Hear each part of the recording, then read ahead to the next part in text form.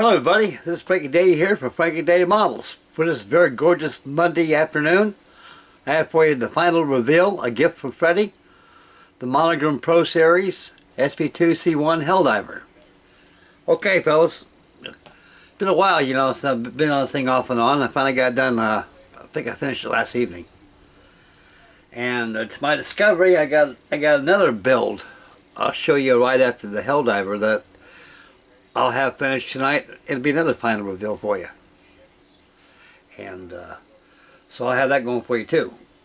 And I've been toying around with a few other things too, and I'll show you also as well, along with the other build I have finished tonight, which will be the final video, and I have some pictures posted on the modeling pages too. Okay, back to business. Alright, this wasn't easy. Hard thing about building this thing is waiting for a good day to take some out pictures, and today's, as you can see behind me, it's got cumulus clouds out there, but no nimbus, no moisture in them. And there's a lot of blue skies out there, so it's puffy clouds, so it's a good day. Yesterday, it was just plumb miserable. It was awful. Ran all day long yesterday. And so this May's been pretty darn wet. Everything out in Ohio was always a month behind times. Out here comes our weather system out here. Right now, May should be nice and warm now. It should be in the 70s right now. Right now it's out there, what, 50 degrees, 60 degrees out there, somewhere in that neighborhood. This is what you get when you live out in the Midwest. One's pretty close to the North American Great Lakes. You get all that Canadian cold air and everything else through there. And Charlie Mack up north and upstate from me, he gets about the same kind of stuff I get out here. And, whoops, excuse me guys. Okay, let's get back to the HELLDIVER. I made some stills. I got them posted on my PC. Turn the camera around, we'll take a looky-loo, and we'll discuss the airplane itself and the build.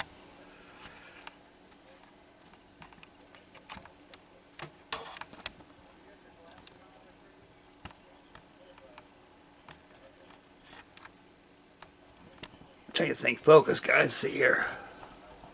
Oh, there we go. I think it's sliding you now. I think it was starting to slide on me a while ago. Okay. God darn, Frank, watch your legs, buddy. You're getting about as clumsy as a... Whew. Someday I'll get an editing machine, get this stuff edited right. Okay. This is slide number 1. I got it outside my backyard. I got to cut my grass today. It's getting... All it is just rains, and now I got to cut more grass. Okay. I was debating on going ahead and run my aerial from my radio mast all the way to the fan and down into the radio means compartment or rig out observer. I said, heck, I'm going to hang it up. I'll probably break it off anyway by the time I put the thread on it. So if this is going to the judge's table, I'll do that and other things. Okay, this is the Pro Series, the Monogram 1/48 scale. This is their second tooling release of the kit. Their first one was a Nightmare on Elm Street. Nothing to write home about. At the time, it was fun. It was only HELLDIVER available. A lot next to the Aurora 1/48 scale SB2C-1. And that's a Devil Winger, the prototype of this. And it was a gimmick model. The landing gear retracted. You open up the bomb bay. This is all I can remember. And I think I got it pretty well spot on by my remembrance of the old release. I remember I used to have so much fun with that damn thing. Open up the bomb bay doors. Bomb falls out. It has a trapeze on there too. It clears it from the propeller. It works too. The wings fold. I think the wings fold. Landing gear retracts. Prop spins. The twin 30 caliber machine gun in the rear gunner's position, it rotates and also goes up and down. And tail hook works. Canopy slide. That's about it, I can remember. Pure gimmick model. But there's only one error to that model, as we all know. It's not accurate. You take a look at the wings on the old Monogram kit. It's too narrow. They don't have that that Curtis look with the big old with the large wing cord it has on it. Had such a small wing cord. That's the first thing I noticed. My dad noticed that too. He said, "Hey, that's a nice Helldiver got there. That's an SOB, all right." I says, "Yep." I says, "Where'd you get that at?" Hobby shop, yeah. When they make that, they just brought it out. Let's take a look at it. My dad looked at it and said, "Boy, this thing is wrong." I go, "What do you mean?" He said, "Look at the wings of this thing. It should be wider than that. They're too narrow." So he was right. I found that out watching an old movie one time. It was an old black and white war movie. Don Amici, Dana Andrews, Henry Morgan, and a few other cast of characters he had on there that were movie stars at the time. They were in there, and it was called Wing and a Prayer. When I see that Helldiver on there, I looked at my Helldiver and I said, "Boy, you're right, Dad. This thing is out of because I told you it was. I know I've seen these things during the war." Okay, here she is looking at you head on. Kit gives you one pilot. I signed with Hell. I'll put it in the spare parts box. That'll be him. And they gave you full edge parts for the kit. On the kit that Freddy gave me this, he gave me 2 aftermarket die break sets, upgrade sets, photo etch. One's for the SB2C-3 Unit 4 and 5 model, and the other one is SB2C-1, which is modeled here. I said I like the earlier version better, before they have all those perforated die flaps and everything on it. It presented a problem with the first model during the war. These things came out probably very I don't know, I'd say they came out probably around April or May of around this year, of 1942. And the bugs were not worked out, these things. They were tested by test pilots for the Curtis Aircraft Company fellas, you know. These test pilots had no idea, no iota, no skills, no nothing at all, in taking an airplane like this off the deck of an aircraft carrier, which it was designed for. These things were very underpowered at first. They were pretty good on land-based operations only because you had a longer runway for it to get up airspeed for it to lift. But when you're on a pitch and deck of an Essex class aircraft carrier, and you have about 300 or 400 foot of flight deck to get off the deck of that carrier, you got to have some power. That's a lot of these things had problems. They had a lot of power problems. So they had a lot of reports from the pilots that were submitted to Mr. Glenn Curtis at the Curtis plant, telling him we got a lot of problems with this thing. It's a fine airplane, but you got to get these problems taken care of. Those we can't use them. And so they got fixed on the fly quite well. Alrighty. Another thing too, they got rid of these inner stats covers, because a lot of the Grand Crews, a lot of these guys got lazy sometimes. Sometimes these guys would hitch a ride on this thing. They grab their hand around that 20mm cannon right there, and they stand on that flap right there, and they hang on to it and they get down. These guys got trouble for doing that, and they cause problems weakening the pants. And these things here, they're very heavy. These were the 86 Sky Raiders of the 1940s. These things were a very heavy airplane. When they hit that deck pretty hard. When they do, you know, you got your oleos, they compress and come back down. And sometimes these ride up with it and they break. So I guess later on in the war, they got rid of these and kept these on here. So they had it looked like the Dauntless had the open wheel right there once it's attracted inside the well. Okay, next slide, Frankie Day. Okay. I masked all those windscreens right there with tape. Airbrush same. I got more sides of the port side.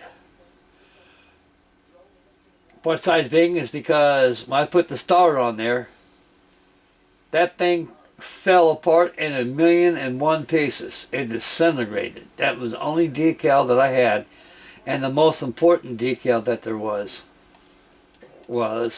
star and bar. It got lost. It fell apart.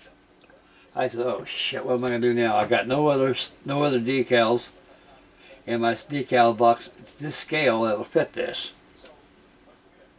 I sure shooting ain't gonna do no pirating out of a kit and take a star and bar out of there. And when it comes time to build a kit, I'm short of a decal because I don't want to short myself out of anything. So I said, Frank, it's in the trailer. It's hanging high with the rest of them. No one's gonna see it but my YouTube friends and members and community family, and me. I can live with it every day. So someday, if I have an extra star and bar, I will put it on that side of the fuselage on the starboard side. Wing walks, I used 320 wet and dry sandpaper. It represents non-skid.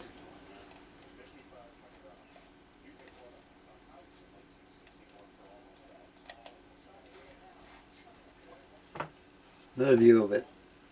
Weathering's pretty subtle. I use two types of immediate blues on it. I use a blue-gray, an intermediate blue, tone with a little bit of whites here and there, pre-shaded with black with gray primer on there. I use a Tamiya panel line wash. Works very well. You got to make sure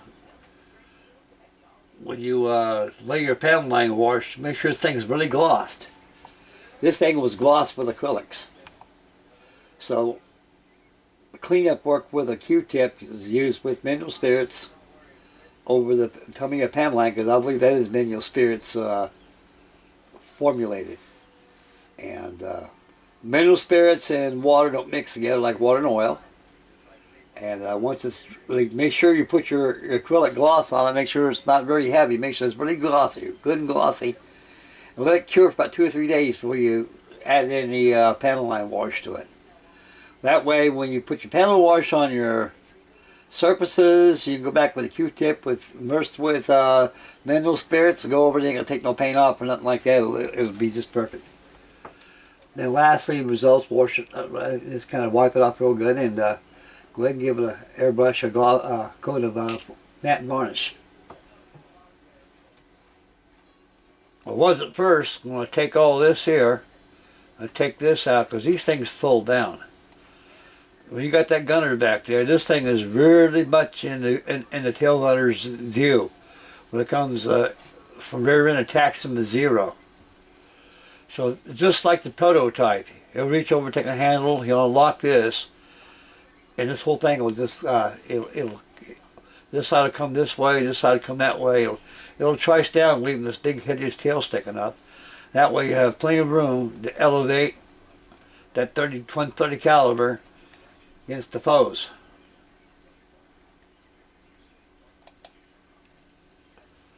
The Mighty Beast.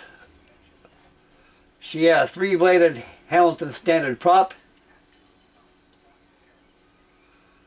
It was a 1200 horsepower motor in this thing, and they put it 1,400 horsepower after that, after they put more power to it. I forgot to paint the oleos on here, the compressing. I was going to, but I noticed that from the last pictures. Oh shit! What else I forgot in this damn thing?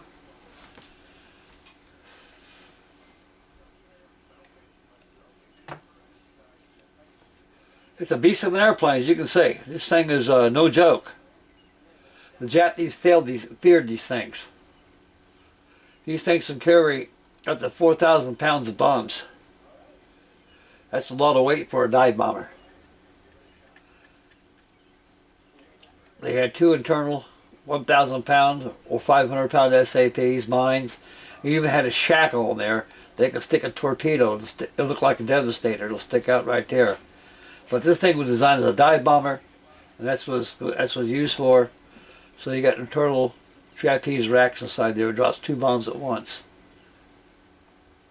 These things dive at an 83% to a 70% dive, 500 feet a second. That's a lot of feet, buddy. And you don't want to make no boo-boos when you're diving on a carrier or a cruiser going at that speed. You're about 2 miles up anyway. And you ain't too long before you get close to that deck of that carrier or that that cruiser and release those bombs. Yes, the HELLDIVER is dubbed as the 7-bit second class. Also the big tail beast.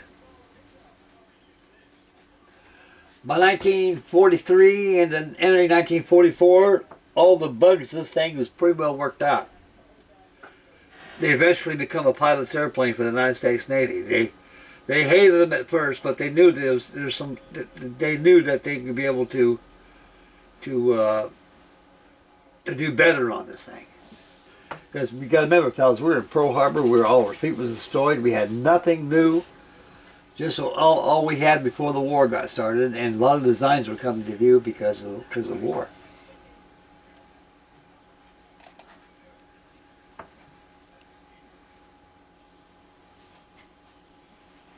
The slats on the wing tips to work with the landing gear. When the wheels come down, these slats will come out. These leading edge swing slats don't come out. I masked off the tail look. I painted it white, masked off where the white's at, and painted it black on there with an airbrush. On the die brakes, you can see no perforated holes right there. On later models, they did that because of wing structure problems. These things installed at 65 miles an hour, 65 knots, with full wing flaps.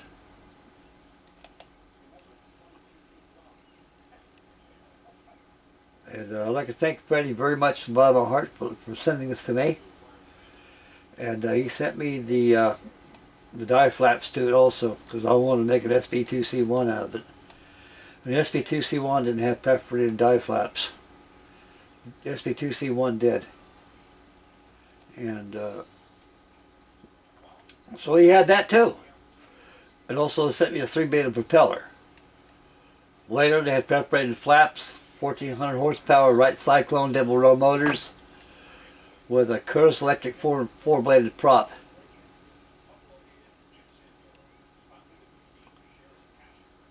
This kit goes together very well, no problem for the novice. Just follow the instructions and take your time.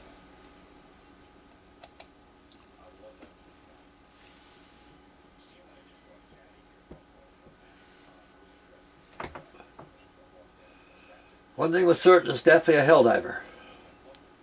Make no mistake about it. On the Monogram kit,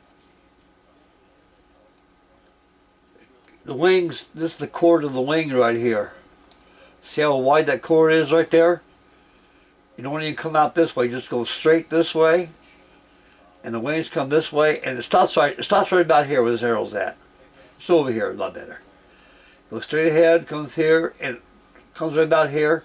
It comes all the way about here. That's how much of the wing that they left off that thing on the first release. It was, everything else was pretty well proportioned, pretty correctly. But at the time they just say, produce it, that's it, the kid's gonna play with it anyway. Anybody's got one, you just stash, build it, keep it. It's a very good model, presents no fit issues, no problems at all. This is the second build of this series.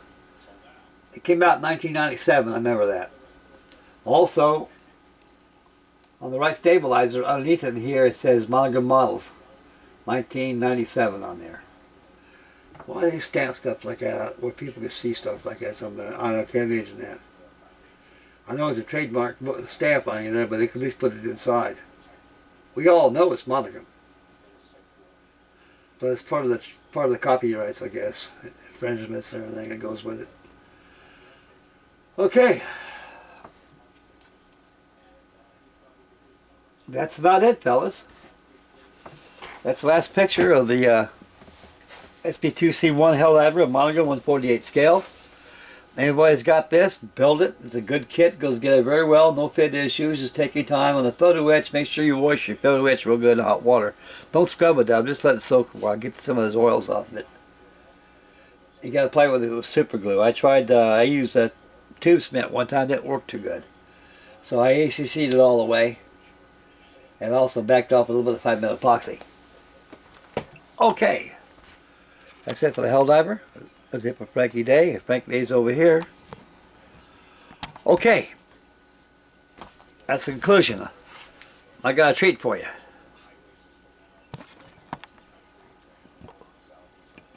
Right here is my Hobby Boss 148 scale F3H Damon, the chair.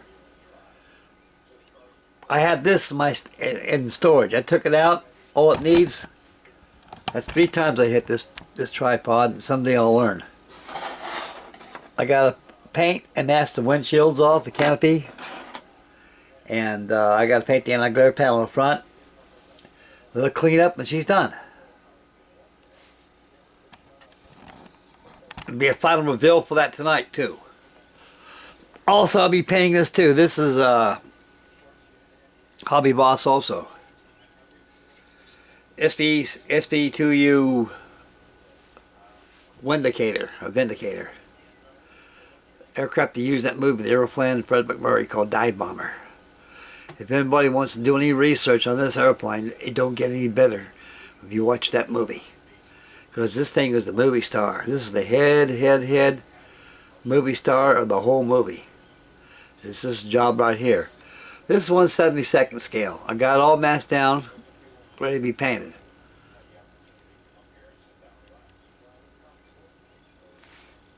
So I'll be working on that tonight.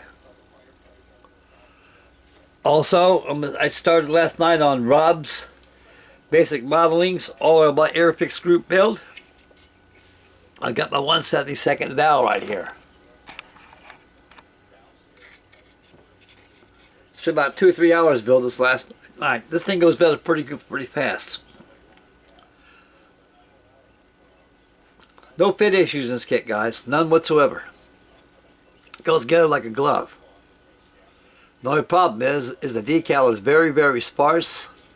Again, nothing to write home about. All they give you is 2 states, and that is it. That is it. That's finito. It's done. You put that canopy over like that, and they give you 2 pilots right there. Those 2 pilots look hideous looking. I will paint them, put them in there. That'll kind of fill the bill of the missing detail in this thing. But like I say, you're looking for details kit, this is not the kit for you. This is your typical 1973 release of the Airfix Echival Dive Bomber with the elliptical wing. Looks like you got that from either from a Heinkel or the English from the Spitfire. Japanese are great copiers. They take the best airplanes and they take it and they put it in their own designs. That's how they tick. And it works very well. This is used back in Pearl Harbor. This is off the Soyu, the carrier. So I got to sand that feller off there, prime it, and do some painting. I should have that done probably about a day or 2. And what else I got going?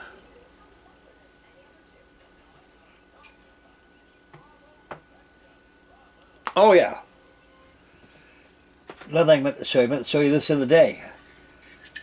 I've messed around with this old 1958 Monogram release. I had this since 1958. This is my Monogram TBF. I started to paint the blue on it and stuff, as you can tell.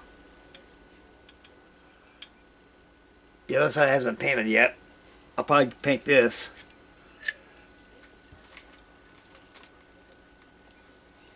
That's an old kit. Another gimmick model along with the HELLDIVER.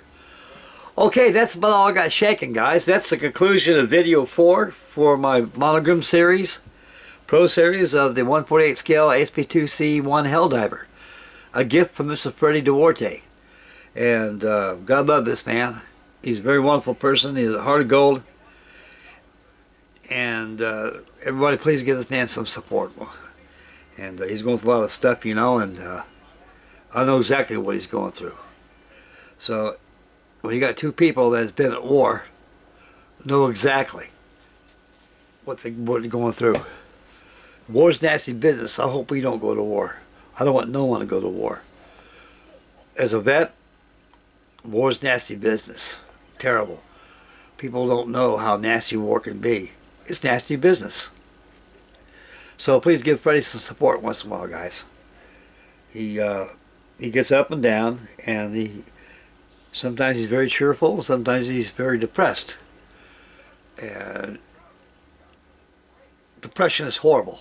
It's very horrible. It's a lonely feeling, a lonesomeness and everything. It's not good. So give the man some support once in a while, fellas. And Charlie Mack's done an excellent job on his on his build, especially his Friday Night Constitutional. And Jeff, Mr. Hangy, Boy, he had them all messed up one time. He had a bottle of Jim Beam right there. Eyeballs looked like they were shattered with blood veins. Looked like he hadn't all night drunk. Looks like to me went through. But that was a pretty good thing. Hang out with Mr. Hangy. Old Charlie Mack. I love this man. He's very great people. And very generous too. Okay. That's about all I've got on the agenda right now, so stay posted. I'll have the final reveal tonight. It'll be on the webcam a lot faster. So stay posted for that, fellas. I got that coming your way. Okay, this is Frankie Day Models signing off. Make mama happy. Take care of the little ones. Take care of yourselves. Stay focused when you drive. Spend wisely. Wear a mask. This stuff's about gone. It's not. It's gone for now, but it will come back. Like I say, it ain't gonna wait too soon. And be aware of your surroundings. Always. Always watch around you. Take care of your family. Take care of yourselves, and God love you. This is Frankie Day signing off. Frankie Day Models. We'll catch you on the next video of the F3H Damon, and incidentally, I'll have some pictures posted on the Monogram Facebook pages too coming up next. Okay, I'm out of here, boys. Have a wonderful, pleasant day because it's beautiful out there. I'm about ready to do some cut the grass and go out there and put a barbecue on night and go out there and take my boats out for a sail. It sounds wonderful to me. Bye-bye, boys. God love you all.